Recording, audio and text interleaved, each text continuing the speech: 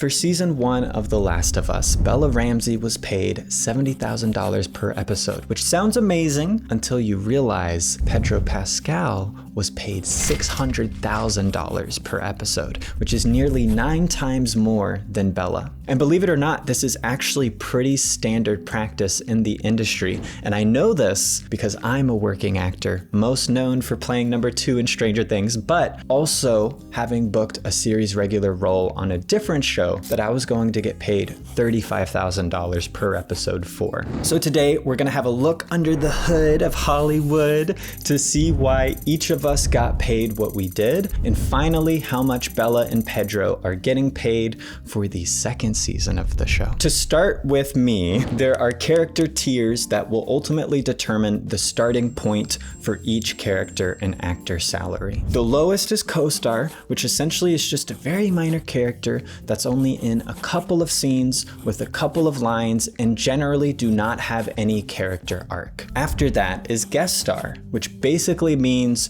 you're a somewhat main character for one episode, which is what I was in my episode of FBI. You have some type of character arc or journey through the episode that has a major impact on the story. Then you have your recurring guest star, which is basically the same thing except you appear in multiple episodes. And this was my character in Stranger Things, where I appeared in 5 different episodes and interacted with a few of the main characters. Above that, you have recurring, which is similar again, except they can appear across multiple seasons. So you can think of Dr. Owens from Stranger Things. Finally, we have series regular, which means you are one of the leads of the show, often in every single episode, and that's what Pedro Pascal and Bella Ramsey are in The Last of Us. And of course, the type of role that I booked when I was going to be paid $35,000 per episode. The reason I was going to get paid $35K an episode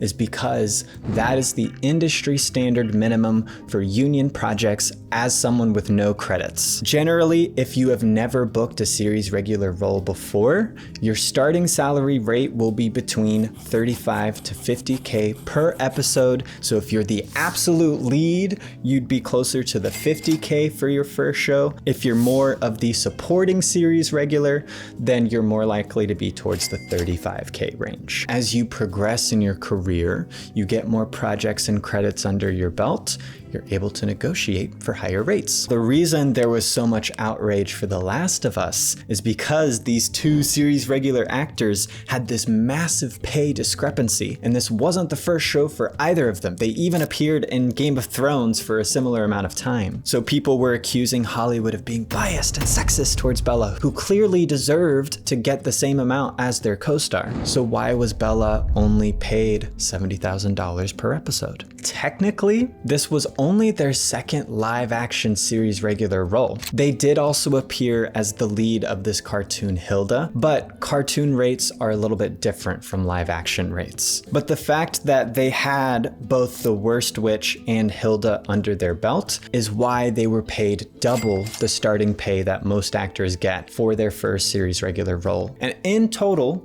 Bella made $490,000 for season 1. Why does Pedro Pascal, who has starred in similar projects with a similar sized role in The Last of Us, getting this massive $4.5 million for the first season? You get paid for 2 different things as an actor. One is making the project as good as it can be, and then 2, how much additional attention you'll bring to it with your name attached. So Bella Ramsey, of course, had to carry a huge part of the show by themselves and had to do all of the heavy lifting for the character of Ellie, who is essential to making the show good. They were also not a household name that would draw a ton of attention at the time that they were cast. In fact, The Last of Us is really the thing that put them into the mainstream, whereas Pedro Pascal not only had to do all the heavy lifting for the character of Joel, he was also naturally going to draw more attention to the show because because of his already existing fan base from his leading roles in the popular shows Narcos and The Mandalorian, while also being a consistently working actor in this industry since before Bella Ramsey had even been born. So of course, he does deserve to get fairly compensated for all of the additional experience that he brings to set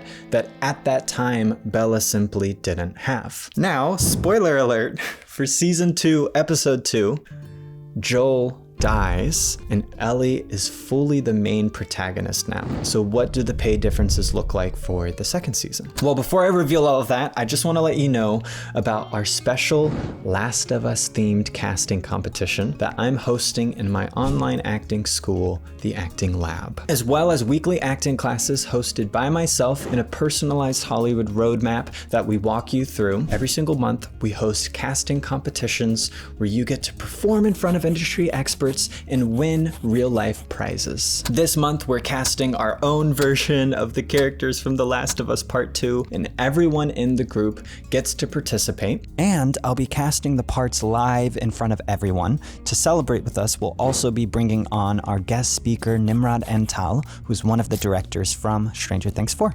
So you get to see this behind the scenes look into the casting process. And even if you're not cast, you'll still be able to attend the calls and ask Nimrod any questions that you have. The winners will film a special video with me that will then get posted to this very YouTube channel. In the Acting Lab, we host these competitions every single month, multiple classes every week that you can drop in and out of at your own pleasure. Soon, the price is gonna raise to $200 a month, but if you join right now, you can lock in your rate of just $99 a month for however long you decide to stay. Cancel anytime, 2 clicks, and if you're interested, you can get more details with the link in the description. And make sure you join before May 17th, 2025 to take part in this month's Last of Us casting competition. And I look forward to seeing you on the inside. How much did Pedro and Bella get paid for season 2?